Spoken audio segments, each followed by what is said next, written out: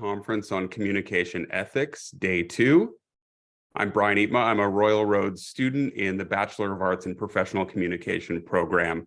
I'd like to start by acknowledging I'm on the traditional territory of the Snuneymuxw ancestors and families here in Nanaimo, where I'm grateful to live, work, and study. We'd also like to acknowledge that the Royal Roads University campus is located on the traditional lands of the Cosepsum and Lekwungen ancestors and families. Hello, everyone. My name is Lauren Dean.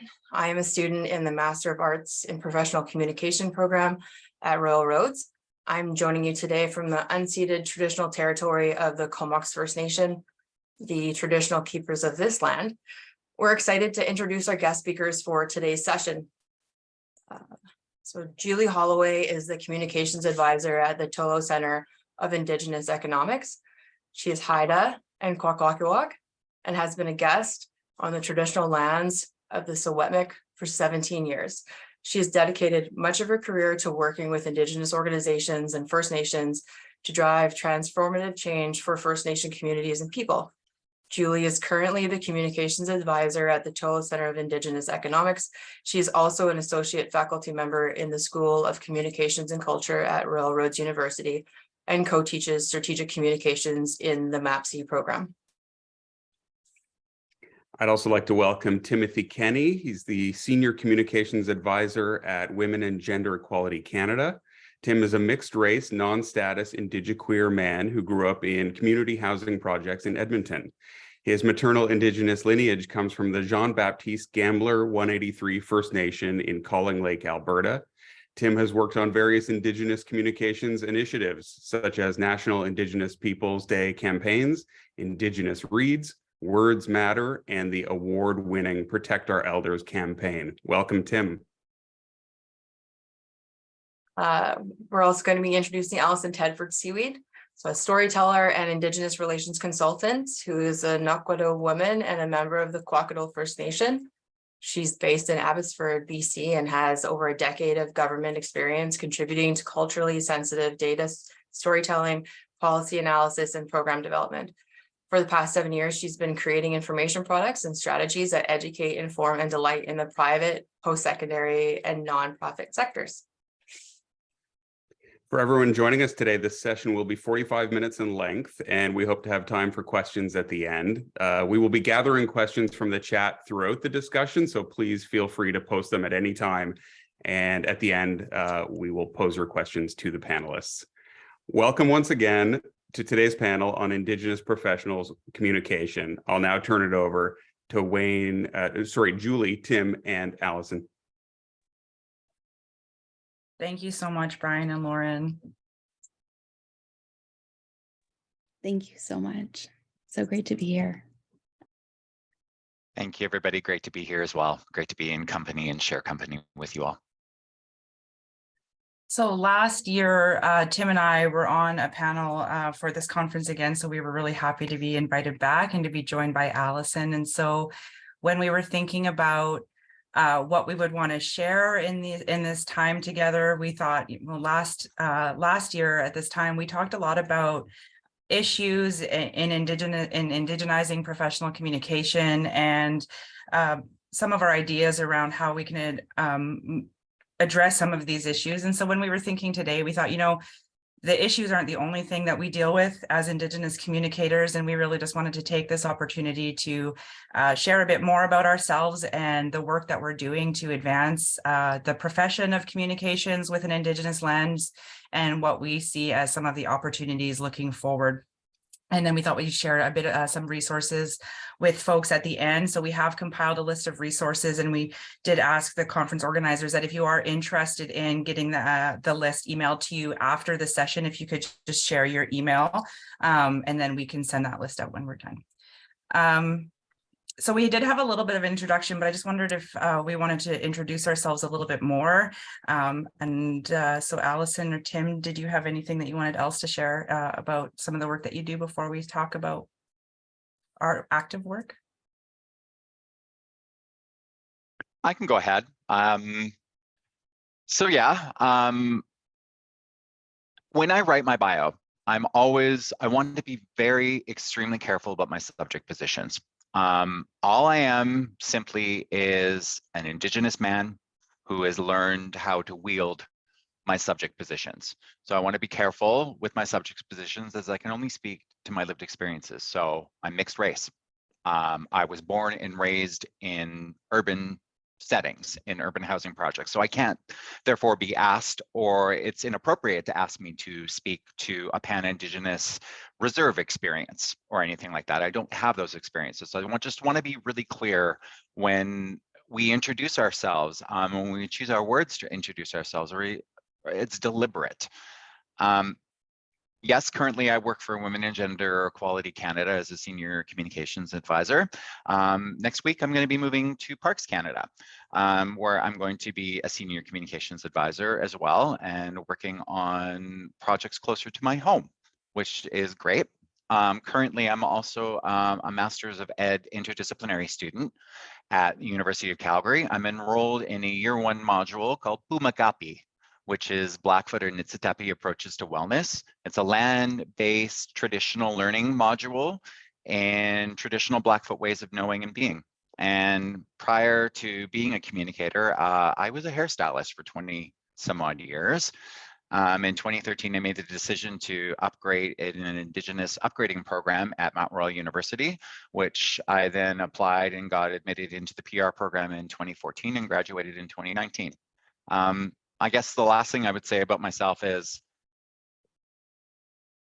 early on in my education, it became quite clear to me that this path was going to be a little bit lonely.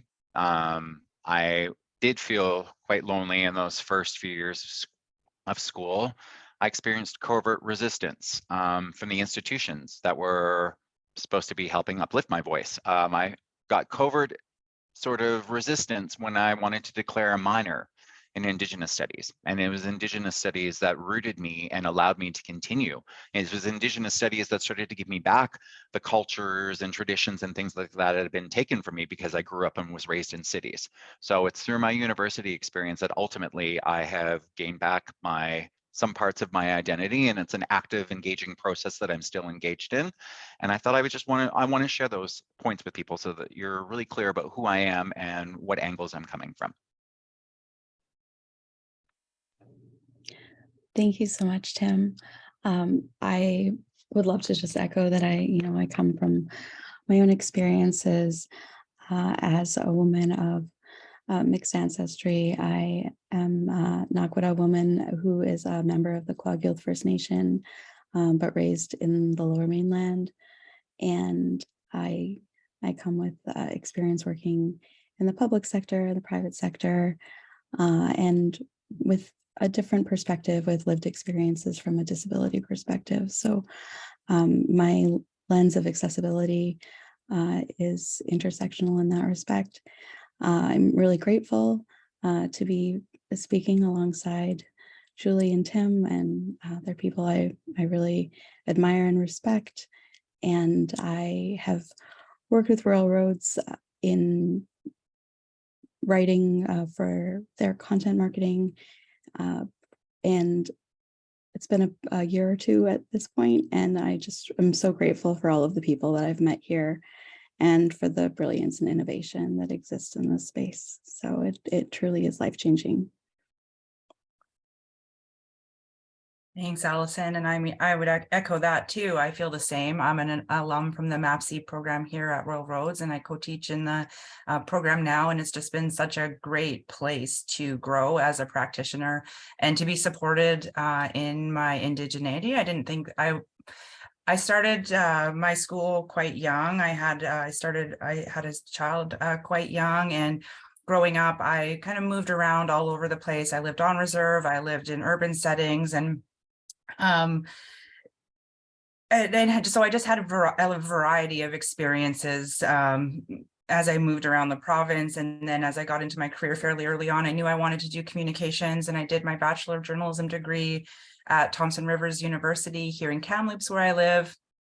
And it did oftentimes feel I've said this before, if you've heard me talk about the fact that being the only Indigenous person in a class or in a space, it can be draining. having that lens as you look through everything. And as I've kind of moved throughout my career, I've been really lucky to land at Rural Roads, and the time that we are in now, where we're having conversations like this and being able to really reflect on the lens that we bring as Indigenous communicators to the work that we do. After I graduated, I spent some time working at an Indigenous communications agency here in BC. It was called Copper Moon Communications at the time, and it was acquired by the Castlemaine Group that still does work in the Indigenous communication space. And so had a lot of opportunity to work with different First Nations all across the province on websites and branding and books and stories and really interesting projects. We later got into community engagement work, which is where I really found that niche that I really liked working with, engaging communities around issues to collaborate on decision making and to move forward in positive ways. And that work led me to, I spent some time at the First Nations Tax Commission, which is a federal Indigenous institution working in support of Indigenous jurisdictions and economic reconciliation, which I still do work in this area today, and it's quite a passion of mine.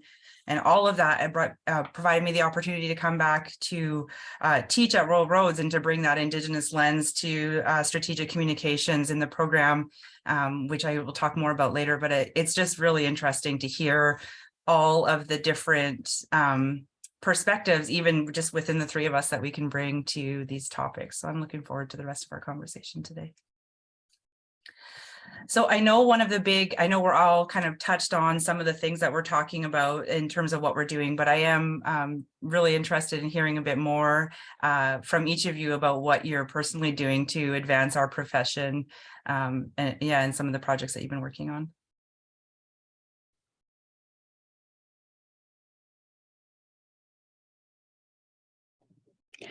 I guess I'll start us off. Today is actually launch day for my most recent book. I'm really excited. It's called The Canadian Business Owner's Guide for Reconciliation, and it relates to Indigenous inclusion and how business owners can participate in reconciliation.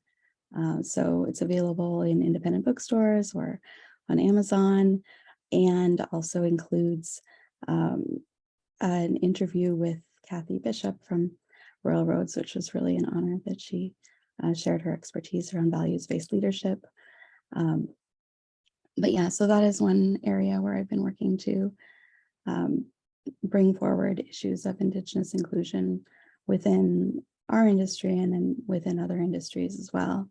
I did a training session for the Canadian PR Society Vancouver chapter recently to look at how communications professionals specifically can address Indigenous inclusion and also support clients who are interested in Indigenous community engagement and participating in reconciliation themselves. So those are some of the areas that I work. I do work with a nonprofit called Taking It Global, which I really love. It's a youth-led organization, and I spend a lot of my day every day celebrating Indigenous professionals through the Fireside Chat program, which is like a virtual career fair of Indigenous professionals. And there's an opportunity to for youth to learn from the experiences of Indigenous people, what kinds of jobs we do, what our career paths look like educationally, and get their advice around leaving home communities in pursuit of work or studies, and ways to manage mental health, wellness, and other areas. So it's a really great program that I'm really proud to be able to support and participate in. I work with a number of other organizations, creating content and consulting, and it's just been really such an honor to be able to participate in sharing stories and contributing to conversations around ethical impact storytelling and finding ways to share about the collaborations that businesses and communities engage in a way that is sensitive, supportive, and collaborative and respectful, so that these initiatives can take place and be shared about in a way that celebrates everything that people bring to the table with a strength-based lens, so that we're sharing, stories of victory and not necessarily framing things in terms of rescue missions, or making sure that the relationships that we develop through collaborations are preserved in the way that we share the stories about them. And that's something that's personally really important to me. And reflecting on how to repair the situation where Indigenous people often have not held the pen on our own stories, and finding ways to collaborate with brands and communities so that we can tell stories differently, where people feel respected, heard, and cared for, and that their stories are kept safe, and that interviews are conducted in a way that's culturally safe and sensitive, and with a view to ongoing relationships. So that's something that I try to do in the work that I do on behalf of clients, and it's something that I think is a really great opportunity with the conversations that are happening currently around Indigenous philanthropy, and with renewed interest and in sharing the stories that we have.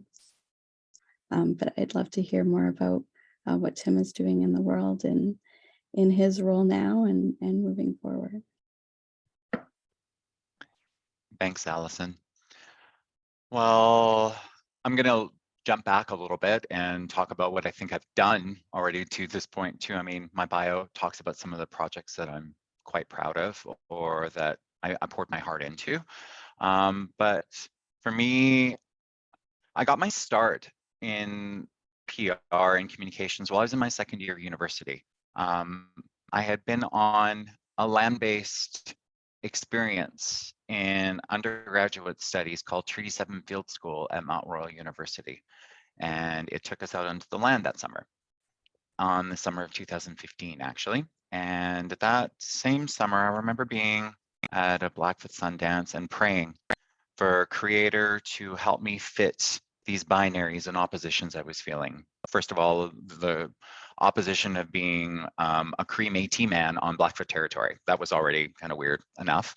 And then being an Indigenous person in this field of communications that was, well, to be honest, the history of this profession was rooted in hegemony and protecting corporate and cultural interests of mainstream society. So I felt that pull while I was at the Sundance, and I said a prayer asking for Creator to help me fit these kind of polar dualities I was feeling at the time. I said it with the deepest, most heart, and I also asked for Creator to help me get my own stories back. I was getting amazing teachings and learnings from Blackfoot people being on their land that summer, and I wanted a way to reclaim my own culture. So within months, I believe Creator heard my prayer, and it was in that start of my second year of my undergrad that the organizers of Red Talks, Canada's first Indigenous speaker series, came and found me to be the head of PR, media, and communications for them, where we helped launch a brand. I hold that experience very close to my heart because, again, I believe that it was generated off of a prayer and through ceremony. While not being connected and rooted to ceremony myself, and having that taken away from me through colonization and the Indian Act and all other sorts of things that we could talk about for days and days and days. Like I said, this journey through academia for me, and now ultimately into my professional career, has been an active process of regaining back my indigeneity and my culture and my stories. So what I decided to do with that land-based experience and my work with helping launch a global brand known as Red Talks, which I want to stress, Red Talks was kind of rooted in ceremony. It wasn't rooted in just being, your typical TED Talks kind of speaker series. It was rooted in ceremony, and it was rooted in knowledge keepers and traditional knowledge keepers, the board of advisors, the Initsi Treaty Art Society, were Blackfoot elders and knowledge keepers themselves who were directing the organization to do the work that we did. So there was always ceremony in everything that we did. And you'd have to come to a Red Talks to experience that at the time, but there was ceremony in there. And all of that ultimately is what inspired me to write a capstone thesis in 2018 as part of my program.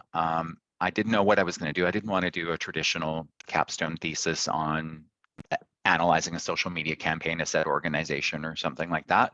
I was on my internship already at Crown Indigenous Relations and Northern Affairs, starting to move my career in towards federal public service. And I rooted that thesis on my experiences that summer. I start off the thesis in my own voice using Indigenous methods of autoethnography and reflexivity, which I didn't realize I had been doing all those 4 years through all of those reflective journaling exercises and everything in Indigenous studies classes. I thought it was just, egomaniacal kind of scholarship. I didn't realize that this is actually a legitimate form of scholarship and research. So through the help of some great thesis advisors and a lot of support, I crafted an autoethnography and a reflexive look at media history in Canada,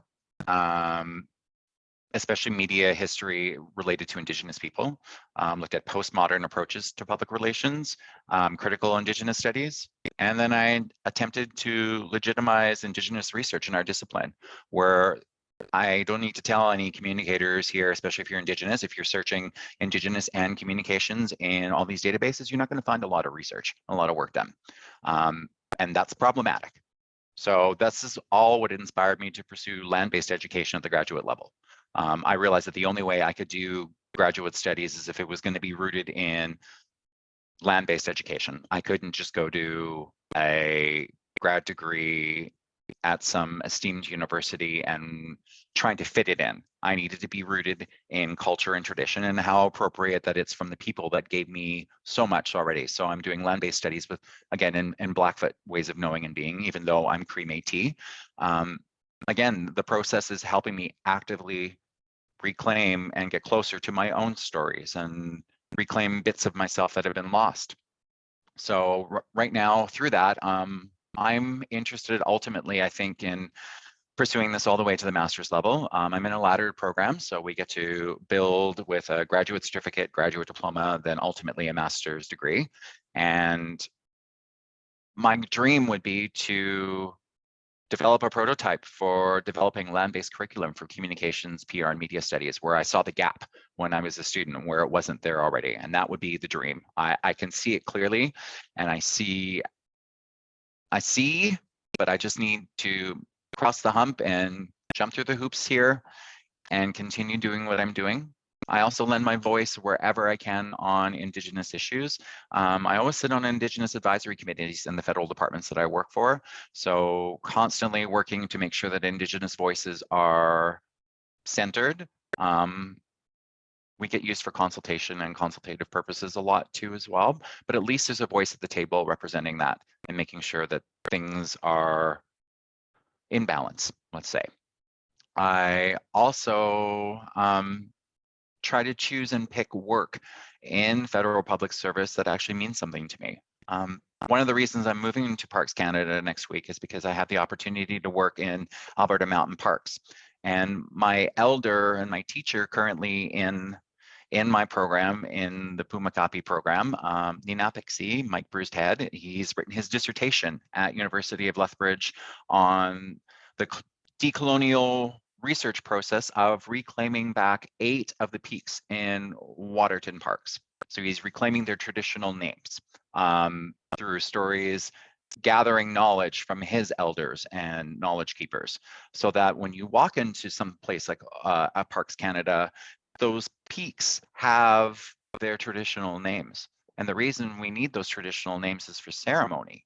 And there used to be vision quests and sacred ceremonies. Some of the most sacred Blackfoot stories come from Waterton and originate in Waterton, but yet there's colonial erasure of this place.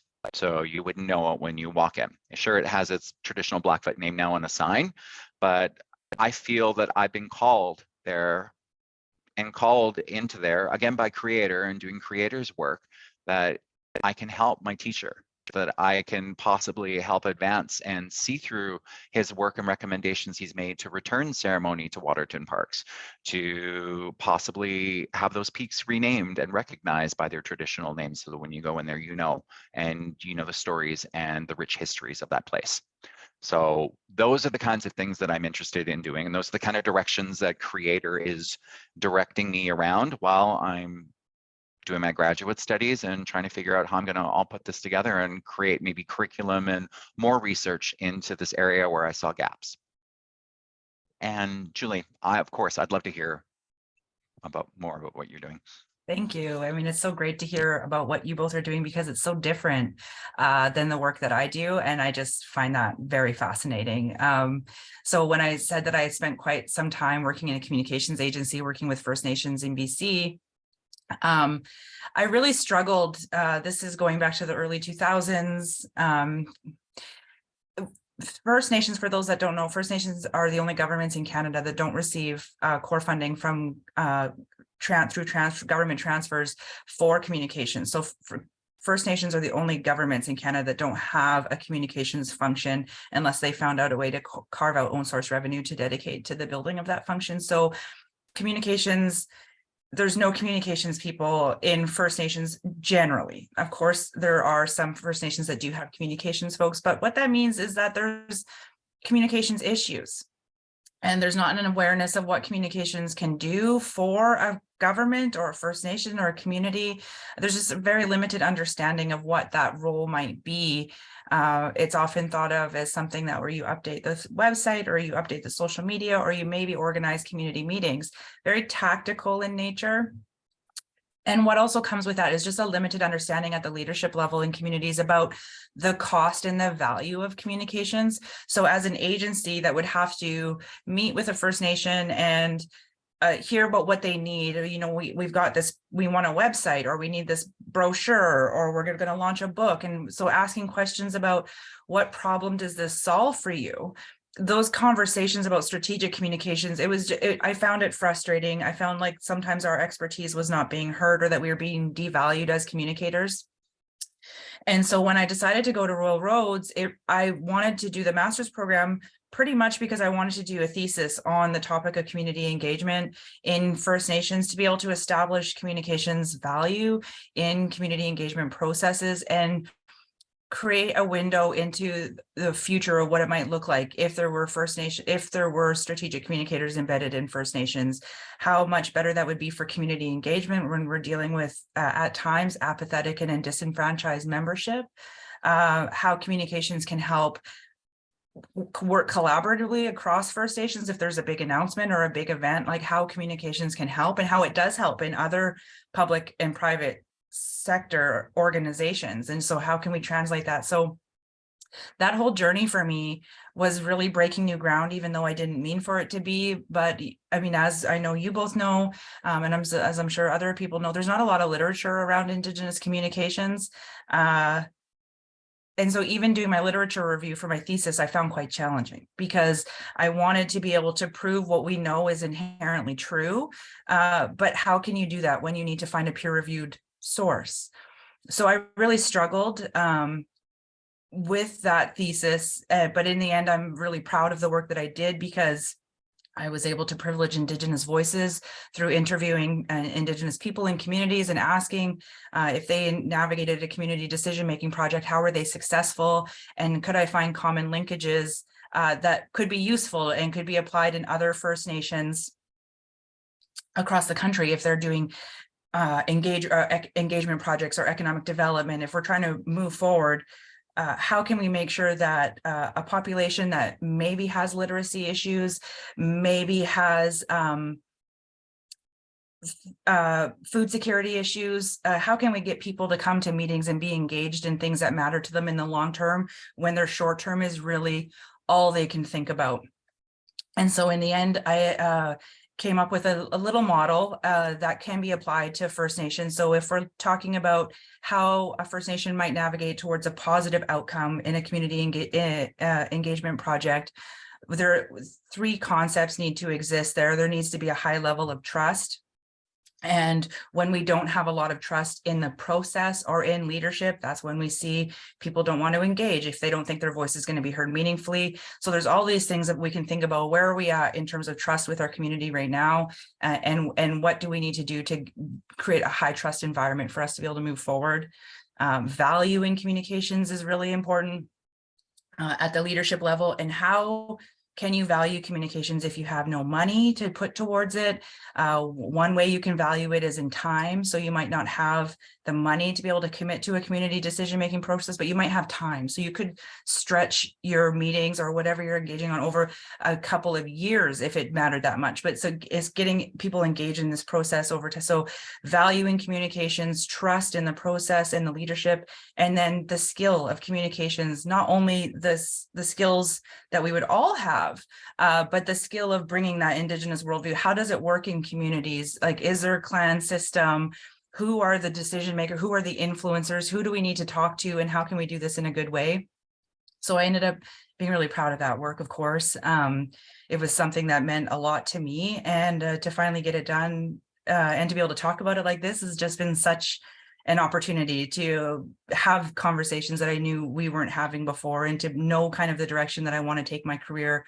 And it would just be such a dream in like 10 years if there's more Indigenous communicators working in First Nations for our people. That is definitely a life goal. And what those opportunities have led for me is to being able to teach at Royal Roads has been so great, because the school is so supportive.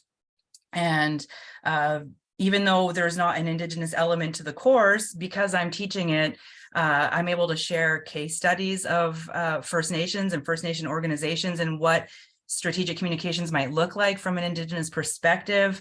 I'm able to bring in Indigenous communications professionals to guest speak and to share their case studies. It's so great. And then when we have assignments, one of the scenarios is an Indigenous organization. So it's just the small things, I think, but just I really enjoy the opportunity to share that perspective that I know is in the periphery, if not unseen, for most communications people that I've encountered that haven't worked in First Nations. So I think that's some of the work that I've been up to. One of the big things I know that we've all talked about here and that we're still working on moving forward is the idea of a national association, just to bring us together and to be able to communicate regularly. So we are really keen to move that forward, but it's one of those things that kind of falls off the radar because we get so busy doing all of this great work that we're doing. So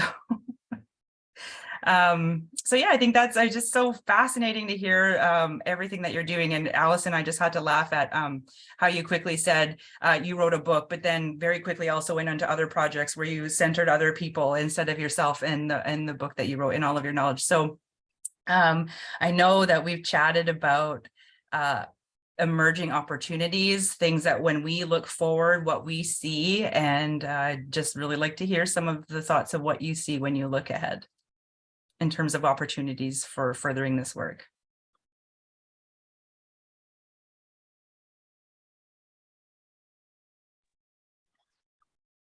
Tim, do you want to lead on that one? Sure.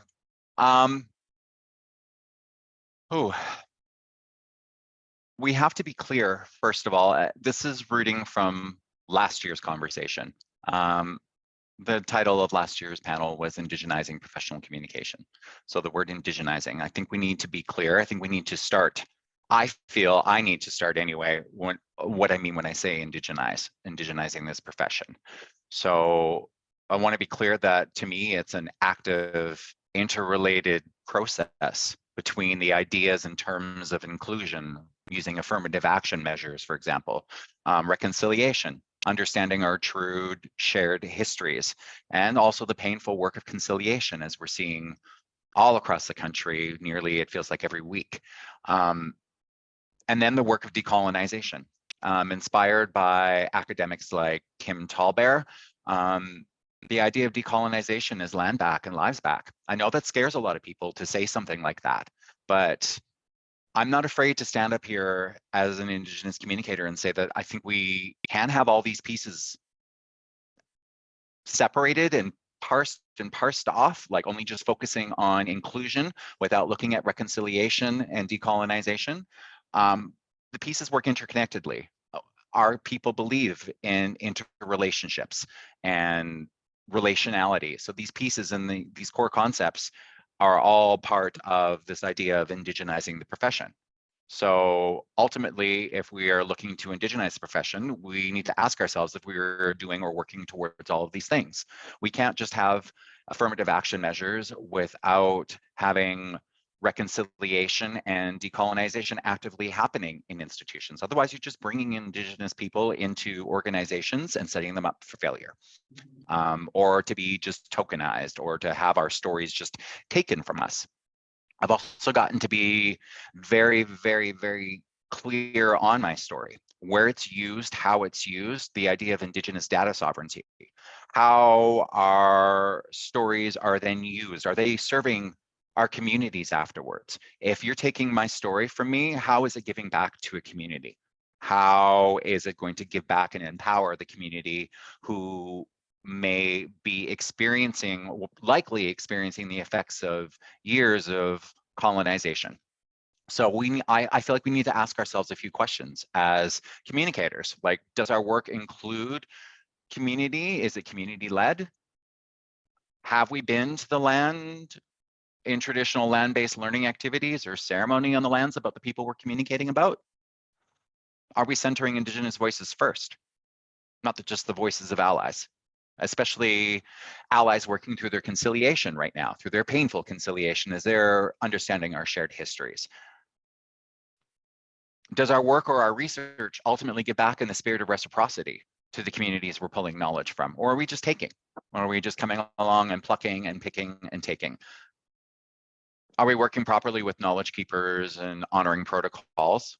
And ultimately, does our work, is it working to restore land back, lives back? Is our work restoring and empowering communities? These are really key questions for me as I think about how we move this profession forward and what I want to contribute to this. So of course, I want to contribute in, and I think the way forward is we need more research. We need more land-based, community-led, Indigenous-led research in this profession and in this discipline.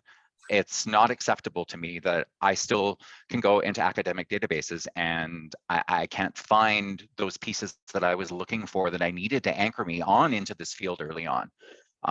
Paths forward so that I didn't feel like it was so lonely. I think we need more. Sorry, Tim, I'm terribly sorry. We have about 5 minutes left and we have several questions that we have to pose. So if that's okay with everyone, sorry, Alison, we didn't get to you there. We're going to start asking some questions. I'll turn it over to Brian to ask the first question. Sure. Thanks, panel, and thanks everyone for participating. First question is from Cindy. Would love to hear you discuss why nothing about us without us is so important for non-Indigenous organizations doing communications projects connected to Indigenous peoples and themes. I think what Tim was saying kind of elaborates on that. I think the solutions to Indigenous issues lie within the hearts and minds of Indigenous people. And so we've had enough of outsiders deciding what's best or how things should go. And so the privileging of Indigenous voices in the telling of our own stories and in allowing us to come with these solutions, because prior to contact, the issues that are facing Indigenous people, we're not talking about the same issues. Like, these are issues that were imposed in from a colonial construct and from a system that was foreign, and nothing about us without us means that we won't do that anymore. That as a country, we've tried that and we've seen how it's gone, and now's the time to move away from that. And now's the time to let us find our ways back to everything that we've lost, and give us a space to do it ourselves. So I think if anyone is thinking about doing something for Indigenous people without consulting with Indigenous people, and not just a trivial consult, like actually meaningfully engaging, it's just pretty much, if you're not authentically showing up to this work, it's really just a waste of everybody's time, because we've been there and we've done that, and we're trying to do something different now. And if I could add on to that, I just think that means you need to take the time to do that work too. You need to build those into your comms plans. If you're trying to move out a communications initiative with, by, for, and about Indigenous people, and you haven't built in the proper time to do that consult and that relationship building, you're doing yourself a big disservice. I would also add that one of the benefits, other than the fact that it's respectful, about including Indigenous communities in your plans to create initiatives or programs that contribute to the community is that you can be sure that you're solving problems that are problems for the people that you're trying to work with, because you may be trying to solve something that is not a problem, but a community may have an area of concern that you might be able to contribute to. And there may be other people who have come before you that have tried to solve something that is actually a problem and the methodology wasn't effective. So having those conversations at the outset allows you to target resources in a way that's more effective. It recognizes the knowledge, experience, and expertise of the people that you're looking to collaborate with. And it also reframes Indigenous people as collaborators. And that is an important distinction. And so nothing about us without us is really important. And it's also something that is important when we look at how we tell stories, because the language that somebody uses in a quote, if you get somebody to verify a quote, that's great, but what that means to them may be different than what it means to you. And you can miss the entire point if you don't bring people into a collaborative storytelling methodology, because words mean things and they mean different things for different people. The words that we use are not just literal translations, but they contain a worldview and a perspective. And if you are writing a story with the words of an Indigenous person, but you don't understand the perspective, you may be missing dimensions of the story that your audience could really benefit from. And you may be missing nuances. So if nothing else, for the sake of accuracy, but sometimes I think we really need to reflect on the norms where we keep sources from seeing how their quotes are used in context. And I think that's a valuable way to rebuild trust, because there has been so much, distrust over the years because of the way stories have been told. And I think it's important to be part of rebuilding that. And yes, it takes longer, but good things do and should. And it's worth it to tell stories accurately, because we've had so many stories that were not accurate, and it's very, it can be dehumanizing and demoralizing, and it's not a respectful way to frame somebody who you're wanting to be in relationship with. And that story should showcase and celebrate, but also protect that relationship.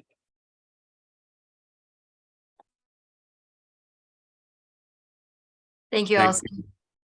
Thank you so much to our panel. And unfortunately, we've just about come to the end of our time. But Alison, what you were saying about rebuilding trust, I think is so, it's at the core of everything we want to do as communicators. And thank you for that. We will need to wrap up today's session. I want to thank our panel, Juli, Tim, and Alison, for their time, and thank everyone who joined and participated in this session this morning. For everyone who wanted to receive the resources and provided their email addresses in the chat, we have collected those and we'll get the material out to you. We will take a 15-minute break before the next session at 11 o'clock. The next session is Iran Protests Didn't Happen, Defenseless Women Amid Western Hypocrisy with Dr. Yasser Abdelrahim. Thanks again, everyone. We'll see you in 15 minutes.